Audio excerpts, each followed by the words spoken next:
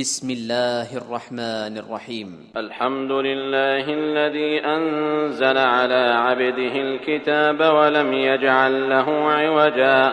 قيما لينذر بأسا شديدا من لدنه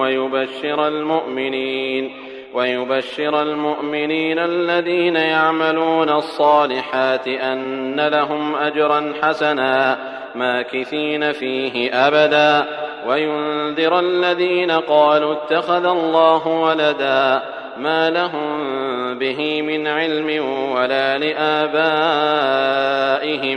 كبرت كلمة تخرج من أفواههم إن يقولون إلا كذبا فلعلك باخع نفسك على آثارهم إن لم يؤمنوا بهذا الحديث أسفا إنا جعلنا ما على الأرض زينة لها لنبلوهم أيهم أحسن عملا وإنا لجاعلون ما عليها صعيدا جرزا أم حسبت أن أصحاب الكهف والرقيم كانوا من آياتنا عجبا إذ أوى الفتية إلى الكهف فقالوا ربنا آتنا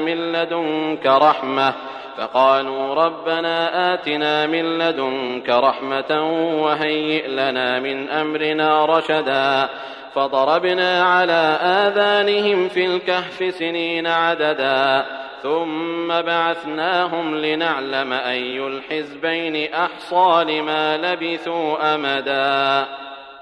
نحن نقص عليك نبأهم بالحق إنهم فتية آمنوا بربهم وزدناهم هدى وربطنا على قلوبهم إذ قاموا فقالوا ربنا رب السماوات والأرض لن ندعو من دونه إلها لقد قلنا إذا شططا هؤلاء قومنا اتخذوا من دونه آلهة لولا يأتون عليهم بسلطان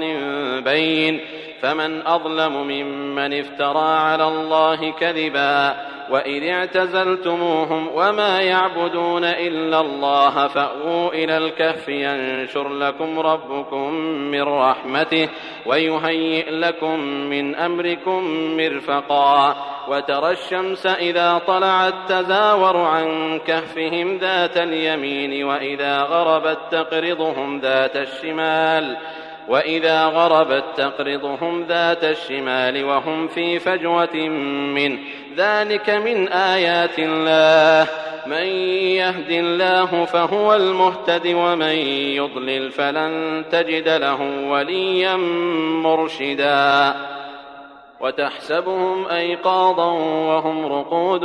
ونقلبهم ذات اليمين وذات الشمال وكلبهم باسط ذراعيه بالوصيد لو اطلعت عليهم لوليت منهم فرارا ولملئت منهم رعبا وكذلك بعثناهم ليتساءلوا بينهم قال قائل منهم كم لبثتم قالوا لبثنا يوما أو بعض يوم قالوا ربكم أعلم بما لبثتم فابعثوا أحدكم بورقكم هذه إلى المدينة فلينظر أيها أزكى طعاما فليأتكم برزق منه وليتلطف ولا يشعرن بكم أحدا إنهم إن يظهروا عليكم يرجموكم أو يعيدوكم في ملتهم ولن تفلحوا إذن أبدا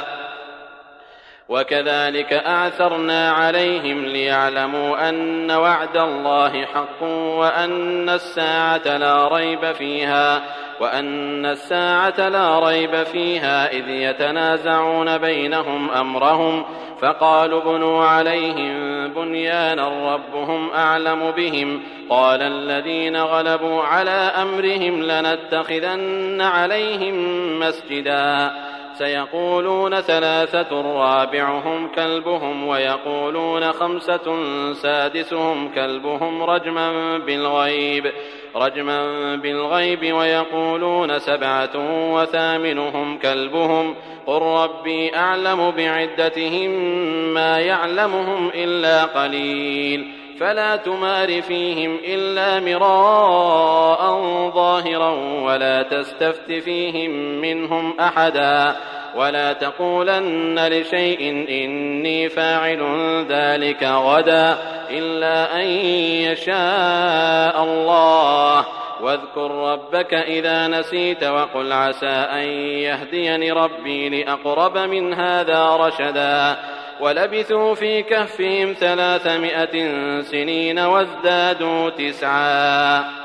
ولبثوا في كهفهم 300 سنين وازدادوا تسعا قل الله أعلم بما لبثوا له غيب السماوات والأرض أبصر به وأسمع ما لهم من دونه من ولي ولا يشرك في حكمه أحدا واتل ما أوحي إليك من كتاب ربك لا مبدل لكلماته ولن تجد من دونه ملتحدا واصبر نفسك مع الذين يدعون ربهم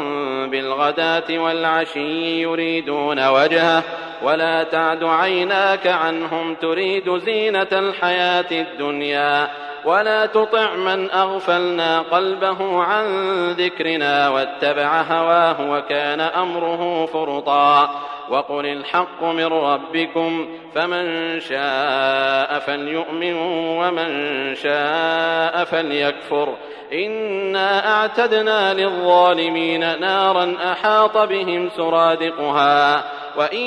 يستغيثوا يغاثوا بماء كالمهل يشوي الوجوه بئس الشراب وساءت مرتفقا إن الذين آمنوا وعملوا الصالحات إنا لا نضيع أجر من أحسن عملا أولئك لهم جنات عدن تجري من تحتهم الأنهار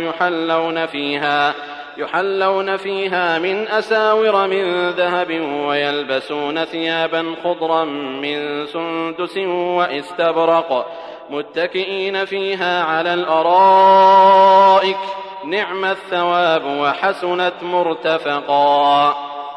واضرب لهم مثل الرجلين جعلنا لأحدهما جنتين من أعناب وحففناهما بنخل وجعلنا بينهما زرعا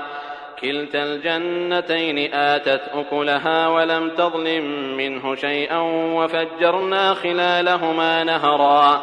وكان له ثمر فقال لصاحبه وهو يحاوره أنا أكثر منك مالا وأعز نفرا ودخل جنته وهو ظالم لنفسه قال ما أظن أن تبيد هذه أبدا وما أظن الساعة قائمة ولئن رددت إلى ربي لأجدن خيرا منها منقلبا قال له صاحبه وهو يحاوره أكفرت بالذي خلقك من تراب ثم من نطفة ثم سواك رجلا لكن هو الله ربي ولا أشرك بربي أحدا ولولا إذ دخلت جنتك قلت ما شاء الله لا قوة إلا بالله إن ترني أنا أقل منك مالا وولدا فعسى ربي أن يؤتيني خيرا من جنتك ويرسل عليها حسبانا من السماء فتصبح صعيدا زلقا أو يصبح ماؤها غورا فلن تستطيع له طلبا وأحيط بثمره فأصبح يقلب كفيه على ما أنفق فيها وهي خاوية على عروشها ويقول يا ليتني لم أشرك بربي أحدا ولم تكن له فئة ينصرونه من دون الله وما كان منتصرا هنالك الولاية لله الحق هو خير ثوابا وخير عقبا واضرب لهم مثل الحياة الدنيا كماء إن أنزلناه من السماء فاختلط به نبات الأرض فأصبح هشيما تذروه الرياح وكان الله على كل شيء مقتدرا. المال والبنون زينة الحياة الدنيا والباقيات الصالحات خير عند ربك ثوابا وخير أملا. ويوم نسير الجبال وترى الأرض بارزة وحشرناهم فلم نغادر منهم أحدا وعرضوا على ربك صفا لقد جئتمونا كما خلقناكم أول مرة بل زعمتم أن لن نجعل لكم موعدا. ووضع الكتاب فترى المجرمين مشفقين مما فيه ويقولون يا ويلتنا ما لهذا الكتاب لا يغادر صغيرة ولا كبيرة إلا أحصاها ووجدوا ما عملوا حاضرا ولا يظلم ربك أحدا. وإذ قلنا للملائكة اسجدوا لآدم فسجدوا إلا إبليس كان من الجن ففسق عن أمر ربه أفتتخذونه وذريته أولياء من دوني وهم لكم عدو بئس للظالمين بدلا. ما أشهدتم خلق السماوات والأرض ولا خلق أنفسهم وما كنت متخذ المضلين عضدا. ويوم يقول نادوا شركائي الذين زعمتم فدعوهم فلم يستجيبوا لهم وجعلنا بينهم موبقا. ورأى المجرمون النار فظنوا أنهم مواقعوها ولم يجدوا عنها مصرفا. ولقد صرفنا في هذا القرآن للناس من كل مثل وكان الإنسان أكثر شيء جدلا. وما منع الناس أن يؤمنوا إذ جاءهم الهدى ويستغفروا ربهم إلا أن تأتيهم سنة الأولين أو يأتيهم العذاب قبلا. وما نرسل المرسلين إلا مبشرين ومنذرين ويجادل الذين كفروا بالباطل ليدحضوا به الحق واتخذوا آياتي وما أنذروا هزوا. ومن أظلم ممن ذكر بآيات ربه فأعرض عنها ونسي ما قدمت يداه إنا جعلنا على قلوبهم أكنة أن يفقهوه وفي آذانهم وقرا وإن تدعهم إلى الهدى فلن يهتدوا إذن أبدا. وربك الغفور ذو الرحمة لو يؤاخذهم بما كسبوا لعجل لهم العذاب بل لهم موعد لن يجدوا من دونه موئلا. وتلك القرى أهلكناهم لما ظلموا وجعلنا لمهلكهم موعدا. وإذ قال موسى لفتاه لا أبرح حتى أبلغ مجمع البحرين أو أمضي حقبا فلما بلغا مجمع بينهما نسيا حوتهما فاتخذ سبيله في البحر سربا. فلما جاوزا قال لفتاه آتنا غداءنا لقد لقينا من سفرنا هذا نصبا. قال أرأيت إذ أوينا إلى الصخرة فإني نسيت الحوت وما أنسانيه إلا الشيطان أن أذكره واتخذ سبيله في البحر عجبا. قال ذلك ما كنا نبغ فارتدا على آثارهما قصصا فوجدا عبدا من عبادنا آتيناه رحمة من عندنا وعلمناه من لدنا علما. قال له موسى هل أتبعك على أن تعلمني مما علمت رشدا قال إنك لن تستطيع معي صبرا وكيف تصبر على ما لم تحط به خبرا. قال ستجدني إن شاء الله صابرا ولا أعصي لك أمرا. قال فإن اتبعتني فلا تسألني عن شيء حتى أحدث لك منه ذكرا. فانطلقا حتى إذا ركبا في السفينة خرقها قال أخرقتها لتغرق أهلها لقد جئت شيئا إمرا قال ألم أقل إنك لن تستطيع معي صبرا قال لا تؤاخذني بما نسيت ولا ترهقني من أمري عسرا فانطلقا حتى إذا لقيا غلاما فقتله قال أقتلت نفسا زكية بغير نفس لقد جئت شيئا نكرا قال ألم أقل لك إنك لن تستطيع معي صبرا قال إن سألتك عن شيء بعدها فلا تصاحبني قد بلغت من لدني عذرا فانطلقا حتى إذا أتيا أهل قرية استطعما أهلها فأبوا أن يضيفوهما